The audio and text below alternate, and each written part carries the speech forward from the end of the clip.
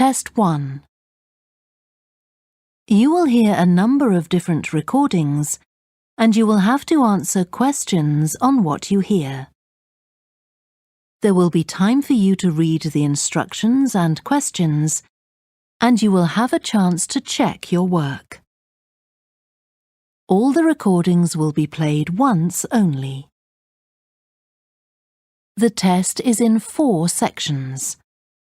At the end of the test, you will be given 10 minutes to transfer your answers to an answer sheet.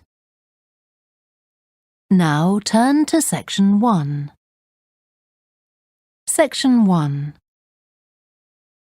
You will hear a telephone conversation between an official at a village hall and a woman who wants to hire a public room.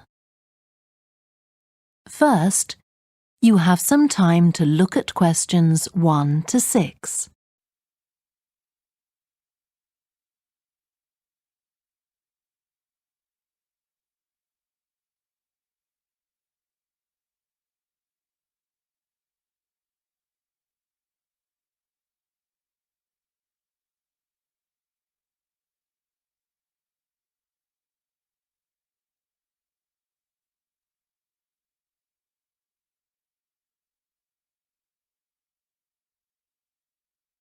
You will see that there is an example that has been done for you.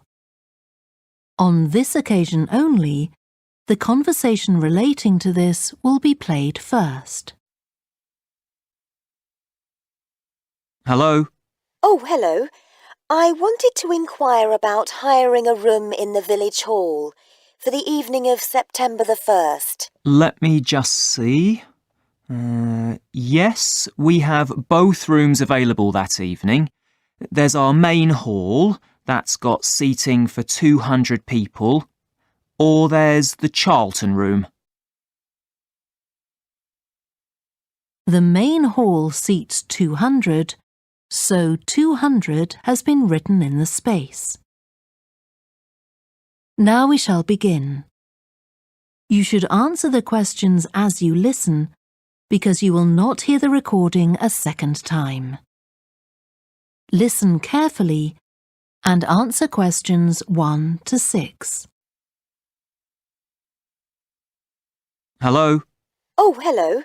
I wanted to inquire about hiring a room in the village hall for the evening of September the 1st. Let me just see. Yes, we have both rooms available that evening. There's our main hall, that's got seating for 200 people, or there's the Charlton room. Sorry? The Charlton room, Charlton.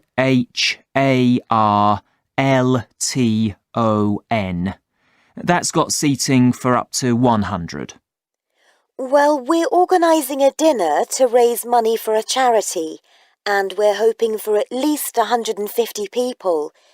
So I think we'll go for the main hall. How much would that cost? Let's see. You wanted it for the evening of September the 1st? Yes, that's a Saturday. So from 6 p.m. to midnight, that'd be £115. That's the weekend price. It's £75 on weekdays. That's all right. And I have to tell you, there's also a deposit of £250, which is returnable, of course, as long as there's no damage. But we do insist that this is paid in cash. We don't take cards for that. You can pay the actual rent of the room however you like, though. Cash, credit card, cheque. Oh, well, I suppose that's okay. So, does the charge include use of tables and chairs and so on? Oh, yes. And what about parking? Yeah, that's all included. The only thing that isn't included is, you said you were organising a dinner? Yeah. Well, you'll have to pay extra for the kitchen if you want to use that. It's £25. It's got very good facilities, good quality cookers and fridges and so on. OK. Well, I suppose that's all right. We can cover the cost in our entry charges. Right, so I'll make a note of that. Now, there are just one or two things you need to think about before the event. For example, you'll have to see about getting a licence if you're planning to have any music during the meal. Oh, really? It's quite straightforward. I'll give you the details later on.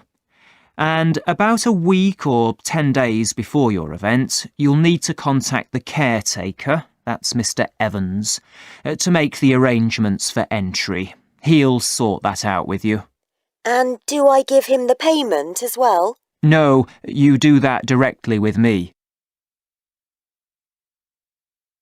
Before you hear the rest of the conversation, you have some time to look at questions 7 to 10.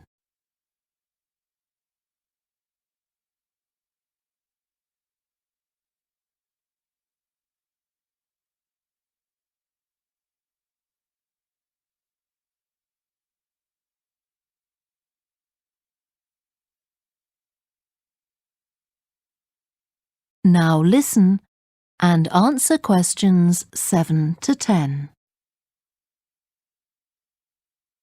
Right. Now, is there anything I need to know about what happens during the event? Well, as you'll be aware, of course, the building is no smoking throughout. Of course. Now, are you having a band? Yes. Well, they'll have a lot of equipment, so rather than using the front door, they should park their van round the back and use the stage door there. You can open that from inside, but don't forget to lock it at the end. OK.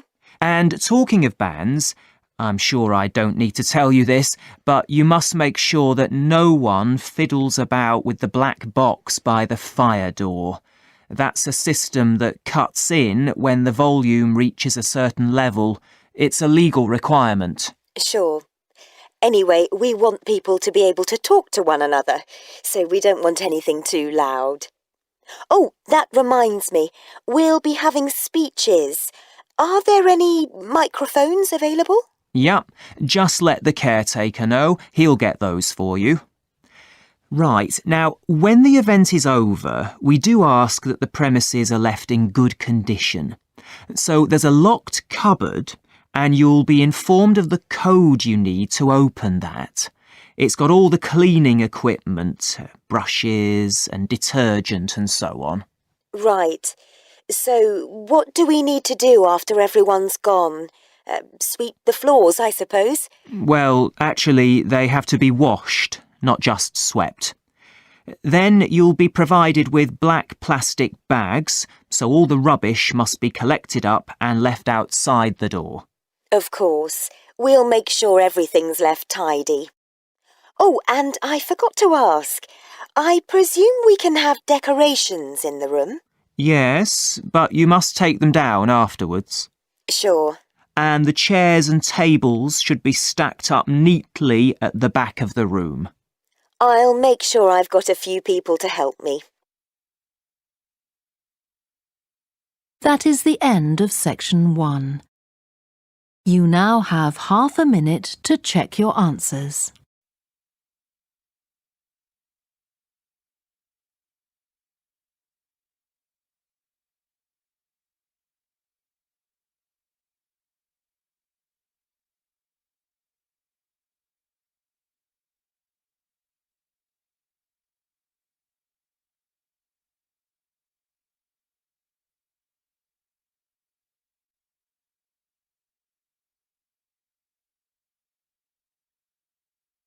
Now turn to section 2.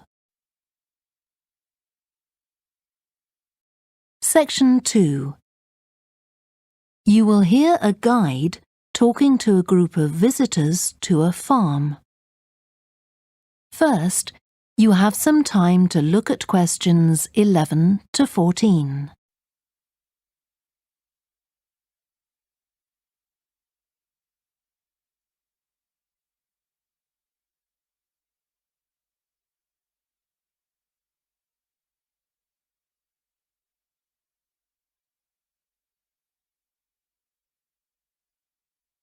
Listen carefully and answer questions 11 to 14. Welcome to the Fiddy Working Heritage Farm. This open-air museum gives you the experience of agriculture and rural life in the English countryside at the end of the 19th century. So you'll see a typical farm of that period, and like me, all the staff are dressed in clothes of that time. I must give you some advice and safety tips before we go any further. As it's a working farm, please don't frighten or injure the animals. We have a lot here, and many of them are breeds that are now quite rare. And do stay at a safe distance from the tools. Some of them have sharp points, which can be pretty dangerous, so please don't touch them. We don't want any accidents, do we? The ground is very uneven, and you might slip if you're wearing sandals, so I'm glad to see you're all wearing shoes. We always advise people to do that. Now, children of all ages are very welcome here, and usually even very young children love the ducks and lambs, so do bring them along next time you come. I don't think any of you have brought dogs with you, but in case you have, I'm afraid they'll have to stay in the car park unless they're guide dogs. I'm sure you'll understand that they could cause a lot of problems on a farm. Before you hear the rest of the talk, you have some time to look at questions 15 to 20.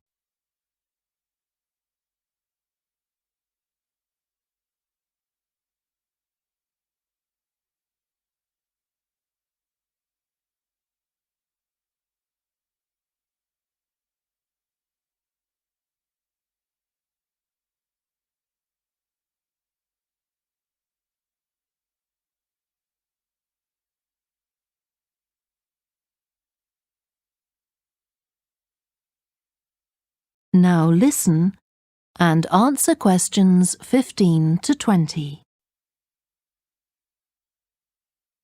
Now let me give you some idea of the layout of the farm.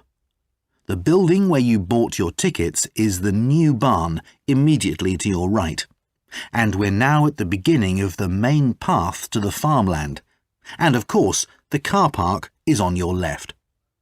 The scarecrow you can see in the car park in the corner beside the main path is a traditional figure for keeping the birds away from crops.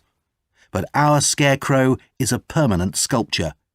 It's taller than a human being, so you can see it from quite a distance. If you look ahead of you, you'll see a maze. It's opposite the new barn, beside the side path that branches off to the right, just over there. The maze is made out of hedges which are too tall for young children to see over them, but it's quite small, so you can't get lost in it. Now, can you see the bridge crossing the fish pool further up the main path? If you want to go to the cafe, go towards the bridge and turn right just before it. Walk along the side path and the cafe's on the first bend you come to. The building was originally the schoolhouse, and it's well over 100 years old. As you may know, we run skills workshops here, where you can learn traditional crafts like woodwork and basket making. You can see examples of the work and talk to someone about the courses in the Black Barn. If you take the side path to the right, here, just by the new barn, you'll come to the Black Barn, just where the path first bends. Now, I mustn't forget to tell you about picnicking, as I can see some of you have brought your lunch with you. You can picnic in the field, though do clear up behind you, of course. Or if you'd prefer a covered picnic area, there's one near the farmyard, just after you cross the bridge. There's a covered picnic spot on the right. And the last thing to mention is Fiddy House itself. From here you can cross the bridge, then walk along the footpath through the field to the left of the farmyard. That goes to the house, and it'll give you a lovely view of it. It's certainly worth a few photographs, but as it's a private home, I'm afraid you can't go inside. Right, well, if you're all ready, we'll set off on our tour of the farm. That is the end of section 2. You now have half a minute to check your answers.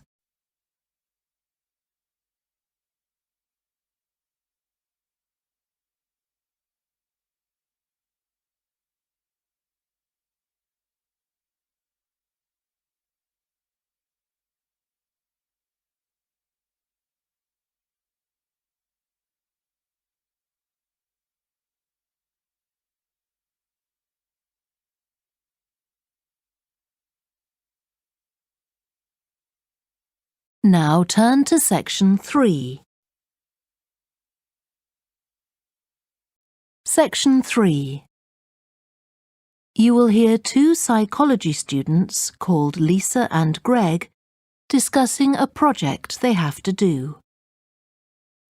First, you have some time to look at questions 21 to 27.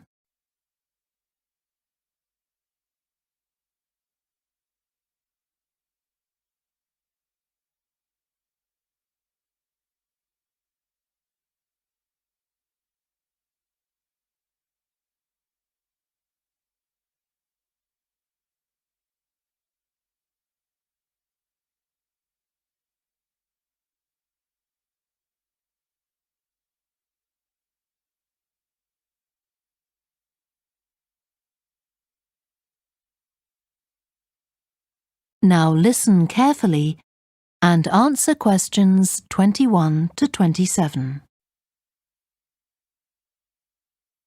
OK, Greg, so I finally managed to read the article you mentioned, the one about the study on gender in physics. About the study of college students done by Akira Miyake and his team.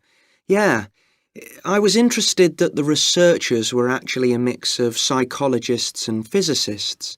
That's an unusual combination. Yeah, I got a little confused at first about which students the study was based on.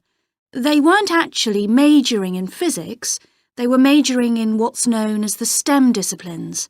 That's science, technology, engineering and math. Yes, but they were all doing physics courses as part of their studies. That's correct. So, as I understood it, Miyake and co. started from the fact that women are underrepresented in introductory physics courses at college, and also that, on average, the women who do enrol on these courses perform more poorly than the men. No one really knows why this is the case. Yeah, but what the researchers wanted to find out was basically what they could do about the relatively low level of the women's results. But in order to find a solution, they needed to find out more about the nature of the problem. Right. Now, let's see if I can remember. It was that in the physics class, the female students thought the male students all assumed that women weren't any good at physics. Was that it? And they thought that the men expected them to get poor results in their tests. That's what the women thought, and that made them nervous, so they did get poor results. But actually, they were wrong. No one was making any assumptions about the female students at all. Anyway, what Miyake's team did was quite simple, getting the students to do some writing before they went into the physics class. What did they call it? Values affirmation. They had to write an essay focusing on things that were significant to them, not particularly to do with the subject they were studying, but more general things like music or people who mattered to them. Right. So the idea of doing the writing is that this gets the students thinking in a positive way. And putting these thoughts into words can relax them and help them overcome the psychological factors that lead to poor performance. Yeah. But what the researchers in the study hadn't expected was that this one activity raised the women's physics grades from the C to the B range. A huge change. Pity it wasn't to an A, but still. No, but it does suggest that the women were seriously underperforming beforehand in comparison with the men. Yes. Mind you, Miyake's article left out a lot of details, like did the students do the writing just once or several times? And had they been told why they were doing the writing? That might have affected the results. You mean if they know the researchers thought it might help them to improve, then they just try to fulfill that expectation? Exactly. Before you hear the rest of the discussion, you have some time to look at questions 28 to 30.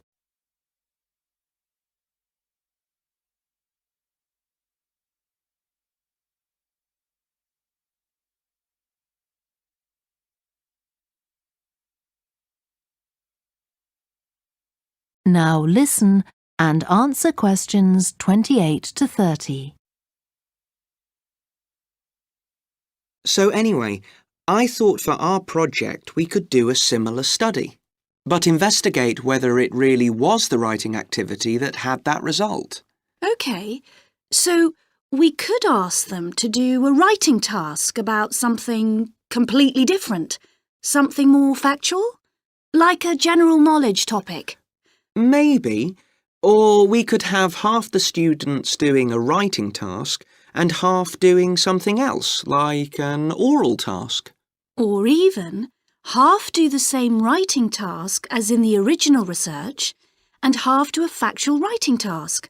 Then we'd see if it really is the topic that made the difference or something else. That's it. Good. So, at our meeting with the supervisor on Monday, we can tell him we've decided on our project.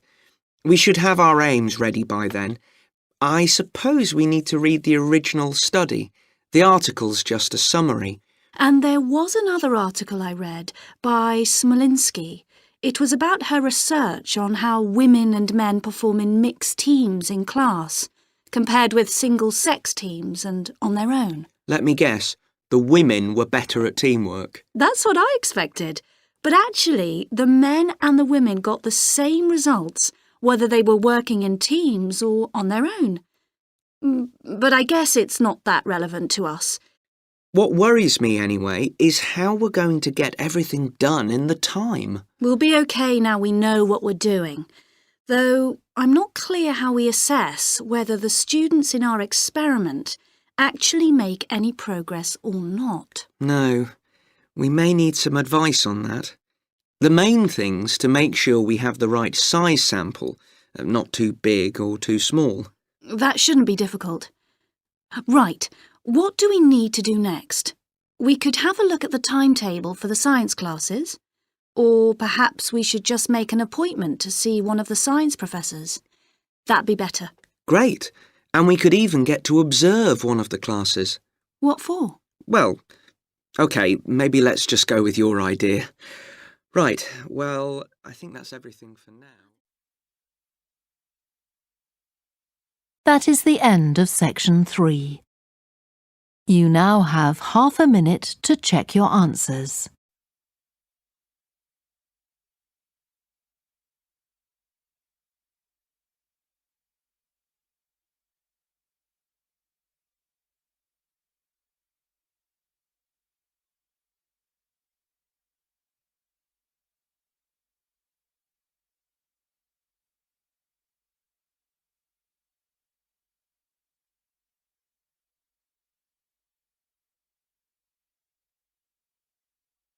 Now turn to section 4. Section 4. You will hear part of a student presentation about the variety of different species that live in the world's oceans. They've been surveying. First, you have some time to look at questions 31 to 40.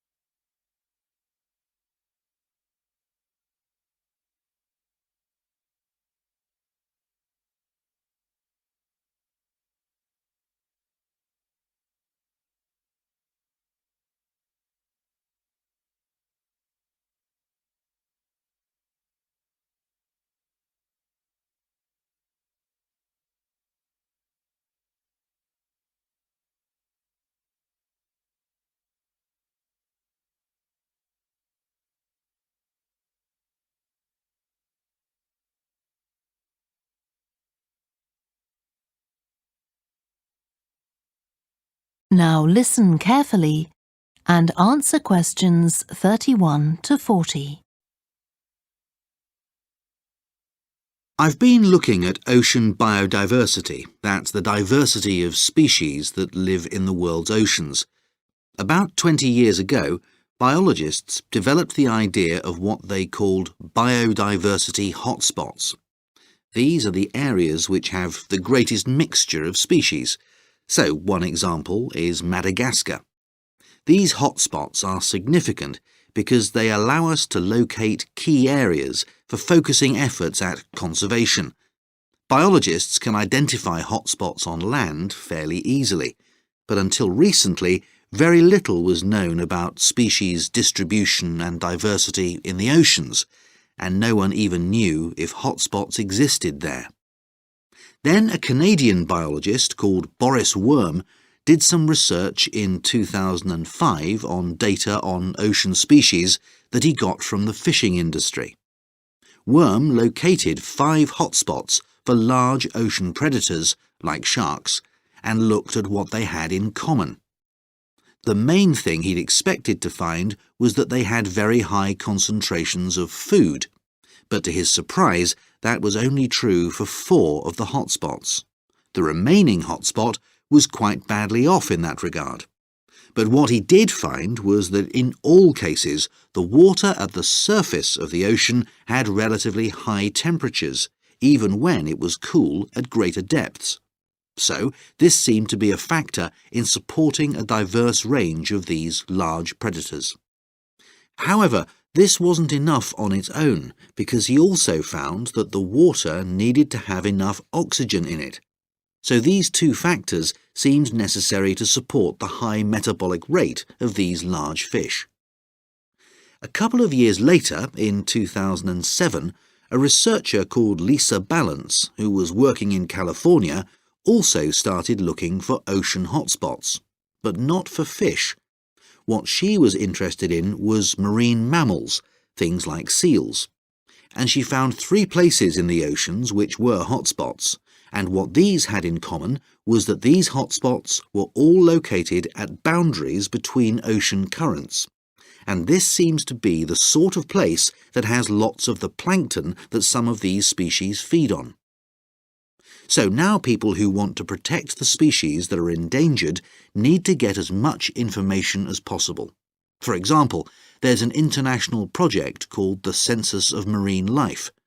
Oceans all over the world, including the Arctic. One thing they found there, which stunned other researchers, was that there were large numbers of species which live below the ice, sometimes under a layer up to 20 meters thick. Some of these species had never been seen before. They've even found species of octopus living in these conditions. And other scientists working on the same project but researching very different habitats on the ocean floor have found large numbers of species congregating around volcanoes, attracted to them by the warmth and nutrients there.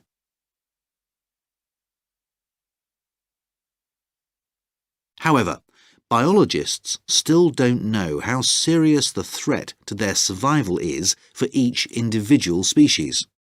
So a body called the Global Marine Species Assessment is now creating a list of endangered species on land, so they consider things like the size of the population, how many members of one species there are in a particular place, and then they look at their distribution in geographical terms, although this is quite difficult when you're looking at fish because they're so mobile.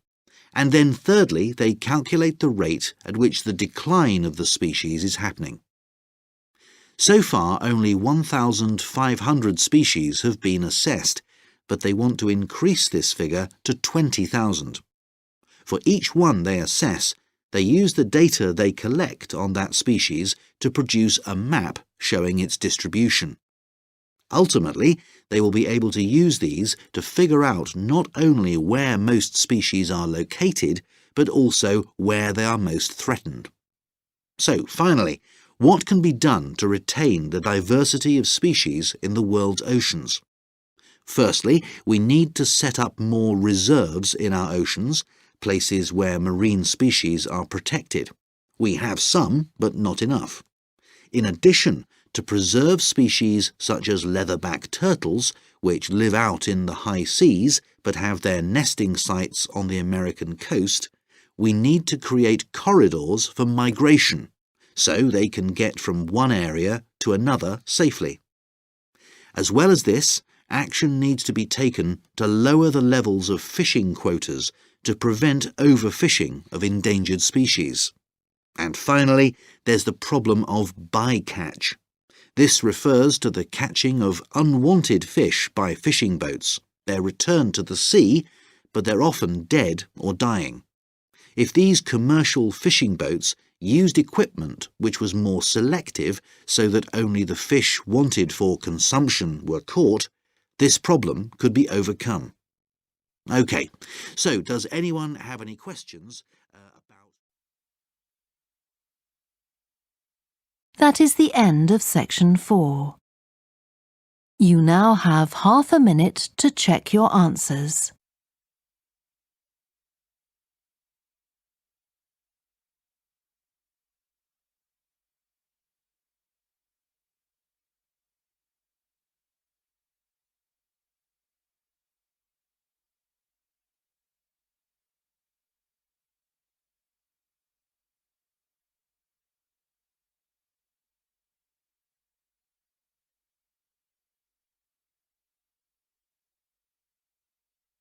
That is the end of the listening test.